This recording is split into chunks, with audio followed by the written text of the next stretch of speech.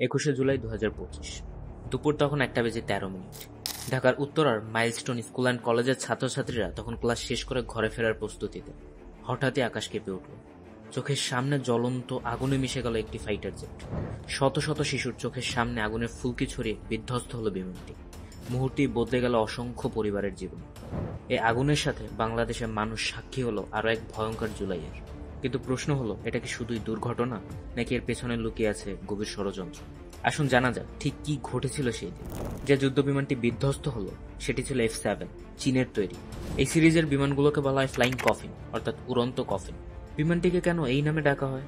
কারণ এগুলো বহু পুরনো মডেলের, 1984 সালের আশেপাশে তৈরি এই বিমান। আর এর ডিজাইনও সোভিয়েত ইউনিয়নের MiG-21 এর কপি। তাই অনেক দেশই ফ্লাইটগুলো ফেস আউট করে ফেলেছে।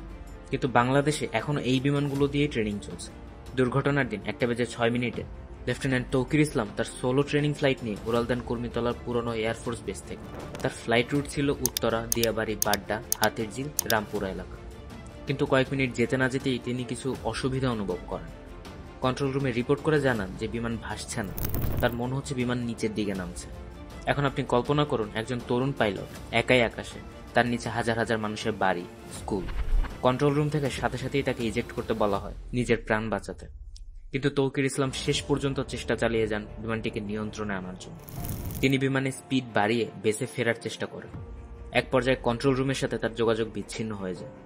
মাত্র 1 থেকে 2 মিনিটের মধ্যে বিমানটি নিয়ন্ত্রণ হারিয়ে মাইলস্টোন স্কুল অ্যান্ড কলেজের উপর বিধ্বস্ত হয়। এ নিয়ে গত 34 বছরে 32টি বিমান দুর্ঘটনা ঘটেছে। সবচেয়ে বেশি দুর্ঘটনা ঘটেছে ট্রেনিং চলাকাল। F-7 বিমানের ক্ষেত্রে বারবারই মেকানিক্যাল ফেলিওরের অভিযোগ উঠেছে। তাহলে প্রশ্ন হলো, যখন নৌ নিশুত আছে তাহলে কেন বারবার রিস্ক নেওয়া হচ্ছে? এই ঘটনাটি ঘিরে আরেকটা বড় প্রশ্ন সবার মনে আসছে। ঢাকা শহরের মতো জনবহুল এলাকায় কেন ফ্লাইট জেটে ট্রেনিং করা হবে? এখন অনেকেই বলবেন, বিমানবন্দর তো আগেই ছিল, মানুষ পরে এসে এর আশেপাশে বসবাস শুরু করেছে। হ্যাঁ, 2001 সালের স্যাটেলাইট ইমেজ দেখলেই বোঝা যাবে তখন উত্তরা পুরোপুরি গড়ে ওঠেনি। কিন্তু দিন দিন জনসংখ্যা বেড়েছে, স্কুল, কলেজ, হাসপাতাল, হাউজিং এসবই বিমানবন্দরকে ঘিরে গড়ে উঠেছে এবং এর ফলেই ঝুঁকি বেড়েছে বহুগুণ। দুর্ঘটনা কবলিত ফ্লাইটে ঠিক কী ধরনের যান্ত্রিক ত্রুটি হয়েছিল তা এখনো জানা যায়নি। সবকিছুই নির্ভর করছে ব্ল্যাক বক্স ইনভেস্টিগেশনের রিপোর্টের উপর। Well, the country's interim leader, Mohammed Yunus, has promised an investigation into the cause of the crash. He said the thoughts of the whole country were with the victims' families. কিন্তু ইতিহাস বলছে, যদি আমরা একই ভুল বারবার করি তাহলে ফলও একই হবে, শুধু ভুক্তভোগীদের নাম বদলে যাবে। বিমান দুর্ঘটনার পরপরই আলোচনা আসে অ্যানোনিমাস মেইন পেজ নামে একটি ফেসবুক পেজ। এই ঘটনার একদিন আগেই তারা পোস্ট করেছিল একটি স্কুল ধসে পড়বে, বহু শিশুর প্রাণ যাবে। তাহলে কি এটা পূর্ব পরিকল্পিত? তবে সত্য হলো, এই পোস্টে কোনো দেশের নাম উল্লেখ করা ছিল না। ভবন ধসের কথা বলা হয়েছিল, কিন্তু এখানে ভবন নয়, বিমান ক্র্যাশের আগুনে মৃত্যু হয়েছে। এই ফেসবুক পেজটি মূলত একটি অনলাইন জুয়ার পেজ।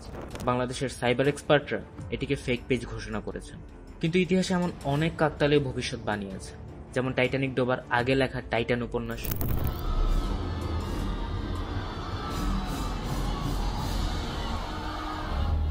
সিমসনের ডোনাল্ড ট্রাম্পের প্রেসিডেন্ট হওয়ার আগাম বার্তা। The Simpsons just can't wait for next season to deal with Donald Trump. The Simpsons released this video online tonight.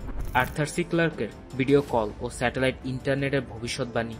He's Arthur Clarke. Trying to predict the future is a discouraging and hazardous occupation because the prophet invariably falls between two stools. এগুলো কি আসলেই ভবিষ্যৎবাণী নাকি নিছক কাকতালীয় ঘটনা? Conspiracy theory কখনো সম্পূর্ণ মিথ্যা নয়, আবার সম্পূর্ণ সত্যিও নয়। এগুলো আমাদের কৌতূহল জাগায়।